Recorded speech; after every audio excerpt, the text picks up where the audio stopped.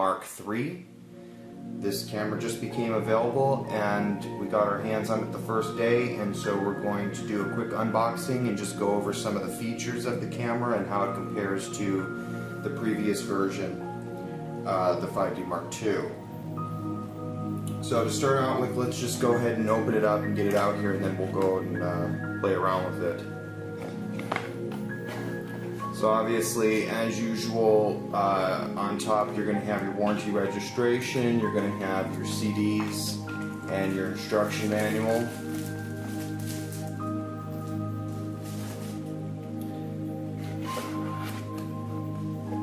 And then you also have your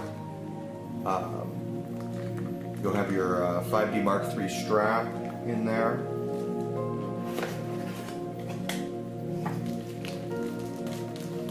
You're also going to have your battery charger in there, your different cables, your battery, and your USB cable. Now we'll take the actual camera out of here. So here we have it, the 5D Mark III. And from an ergonomic standpoint, it is very similar to the 5D Mark II in the sense of how it feels. I think the grip on it feels a little bit better. It's a little bit more bulky, which I think is a pretty nice upgrade.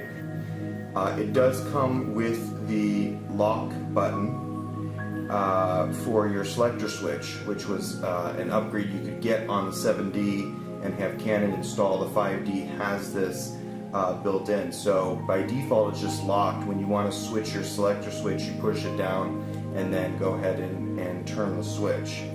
So let's just go ahead and power it on here, and we'll start by taking out the battery and getting that in there. Your on-off switch is going to be located in the upper left-hand corner, and then of course you have your ports over here. You have your microphone port on there, you have your flash port and your remote port, and then you have your HDMI, your audio video out, and your headphone jacks over here. The screen size is a little bit bigger. It's a 3.2-inch screen instead of a 3-inch screen, and it looks a little nicer, I think. A big improvement over the old screen.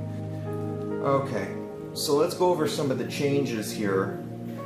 First off is the sensor itself is a 22.3 megapixel full frame CMOS sensor. It's an increase of 1.3 megapixels over the 5D2. One of the biggest changes the camera has is the Digic 5 image processor. And working with two 4-channel AD converter front-end processing circuits, it's able to deliver speeds up to 6 frames per second with RAW and JPEG.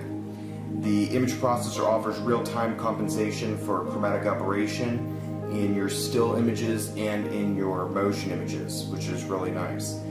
The camera also includes the new 61-point high-density reticular autofocus, and that includes 41 cross-type autofocus points with f4 lens support, and 5 dual diagonal autofocus points that are sensitive to f2.8. This has probably been the biggest complaint of the 5D Mark II, is that it simply had an outdated 9-point autofocus, and that is a huge upgrade with this camera now with the 61-point autofocus. It is right on par with the top-of-the-line flagship camera, the 1DX. It's sharing the same autofocus system.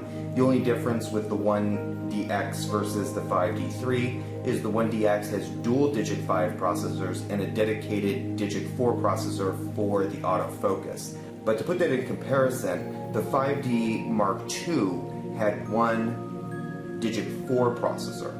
So upgrading to a Digic 5 Plus is a huge upgrade, and the 7D had dual Digic 4. So this is a really big upgrade for the camera. The processor is absolutely amazing, and the speed that goes along with it, you'll notice, is very nice. Another thing is the Mark III has a dedicated autofocus menu tab, so autofocus can be controlled without having to go through custom function menus.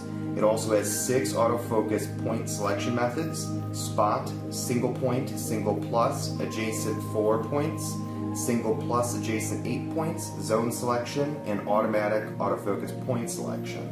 The shutter durability on the camera is tested up to 150,000 cycles, and it has an enhanced dust and weather resistance and an updated EOS integrated cleaning system for improved vibration-based dust removal.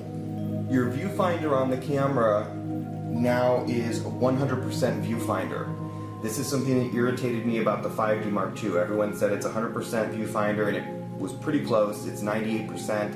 It's not 100%. This is 100% finally. It may seem like a minor thing, but when you're doing some landscapes and stuff and you're going to stitch photos together and things like that, having 100% viewfinder really is a nice feature to have. You have 6 frames per second now, which is up from the 3.9 frames per second.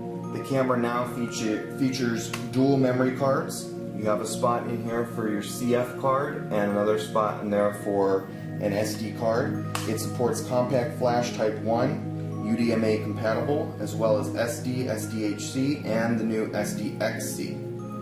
It does have USB 2.0 connectivity. I was a little disappointed that it did not come with USB 3.0 because that is the new technology out. You are using the same batteries in this camera. It does use the LPE6 rechargeable battery and the same charger. So if you're upgrading from the 5D2 and you have a bunch of extra batteries laying around, you can use them in this camera. Same thing if you're upgrading from a 7D, it uses the same batteries as the 7D. It is a little bit heavier, as I said, about 100 grams heavier than the 5D Mark II. I kind of like that. It feels a little bit more substantial. Now, we tested this out already earlier, and just to kind of see the ISO performance and see if it really is that big of a difference from the 5D Mark II. It is a huge noticeable difference. The 5D Mark II was already really good at high ISO and low light conditions. The 5D3 just completely blows the 5D2 out of the water, which is really saying something, and got this up to 10,000 ISO without any noticeable grain in the photos, which is pretty incredible. We bumped it up to 25,000 ISO around there, and you were able to notice a little bit of grain, but nothing that some very basic correction can't fix in post-processing. And you can get this thing up to over 100,000 ISO. We didn't test it that high, and I'm sure there is quite a bit of grain at that amount, but realistically no one's going to be using anything in that range. So having it be that amazing up to 10,000 ISO is pretty great. So that is a very big improvement. So anyway, that's all for right now. That was the unboxing of the Canon EOS 5D Mark III. These are available for sale now. It is going to take a while for people to start getting them though. They are in short supply, and so they're being fulfilled on a first come first served basis. Adorama, B&H, and Amazon have all been shipping. But again, there is a wait list, and if you're just now getting on the wait list, I would say anticipate probably the end of April before those cameras are coming out. We talked to B&H and Adorama today, and both of them said they weren't getting any more cameras in until sometime at the beginning of April. So again, thanks for watching All Things Photo, brought to you by Paul Komarek Photography. Be sure to check us out on the web at www.paulkomarek.com, and the link to that is in the description. We have the full review of the 5D3 on there, along with other reviews of other Canon cameras. So be sure to check it out. Links in the description. And stay tuned for more unboxings and more reviews on Canon products.